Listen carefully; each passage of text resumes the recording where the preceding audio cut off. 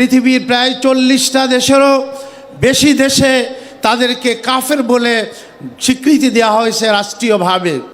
পাকিস্তানে অমুসলমান ঘোষণা করা হয়েছে, আর কোনো দেশ করে নাই। এই পাগলামি কেবল, এই উন্মাদনা কেবল পাকিস্তানে। আমরা দৃঢ় বিশ্বাস রাখি বাংলাদেশের মানুষ পাগল না। আমরা দৃঢ় বিশ্বাস রাখি বাংলাদেশের লোক যতই আমাদেরকে মোল্লা মৌলবীদের প্ররোচনায় প্রভাবিত হয়ে ভুল বুঝে থাকুক, ভেতরে তাদের খোদা ভীতি এবং খোদা প্রেম আছে এবং তারা রসুল প্রেমিক, এটা আমরা দৃঢ়ভাবে বিশ্বাস করি। এবং তারা মনের অন্তরের অন্তঃস্থলে এটা বুঝে যে একজন লোক, তাকে আমরা কোনো মতেই কাফের ঘোষণা দিতে পারি না যদি সে নিজের মুসলমান হওয়ার দাবি নিজের মুখে করে, যদি সে নিজে কলেমা পাঠ করে বলে এটাই আমার বিশ্বাস। এটা খুব দরকারি একটা বিষয়।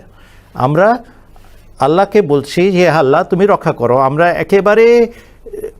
একেবারে অসহায় এক সম্প্রদায়, তুমি ছাড়া আমাদের কেউ নাই, আমাদেরকে উদ্ধার করে দেখাও। আর একই সাথে বাংলার মানুষের জন্য আমরা দোয়া করি, হে আল্লাহ তাদেরকে সুবিবেচনা দাও, তাদেরকে বিবেক বুদ্ধি দাও, তারা যেন বিষয়টা খতিয়ে দেখে। এবং আমরা যতগুলো মাধ্যম আছে সেগুলোকে ব্যবহার করার চেষ্টা করছি, যদিও আমরা জানি আমাদের মধ্যে অনেক দুর্বলতা আছে।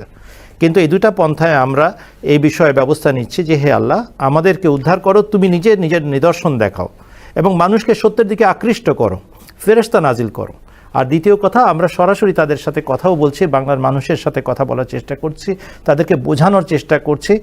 একটা জিনিস আমরা বাংলার মানুষের কাছে প্রশ্ন করতে চাই, এক শ্রেণীর মোল্লা মৌলবী পাকিস্তানের আইন বাংলাদেশে প্রবর্তন করতে চাচ্ছে। পাকিস্তানে অমুসলমান ঘোষণা করা হয়েছে, আর কোনো দেশ করে নাই। এই পাগলামি কেবল, এই উন্মাদনা কেবল পাকিস্তানে।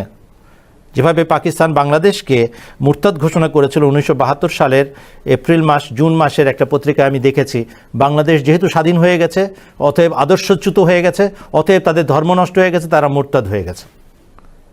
এইরকমই একটা উদ্ভট ফতোয়া দিয়েছে আহমদিয়া জামাতের বিরুদ্ধে ভুট্টো সাহেব তার রাজনৈতিক স্বার্থ সিদ্ধির উদ্দেশ্যে।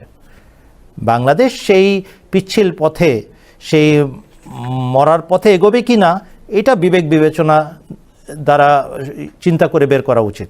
আমরা দৃঢ়ভাবে বিশ্বাস করি এবং আশা করি এবং দোয়া করি আল্লাহ তাআলা যেন বাংলাদেশকে কখনো সেই ধ্বংসের পথে নিয়ে না যান।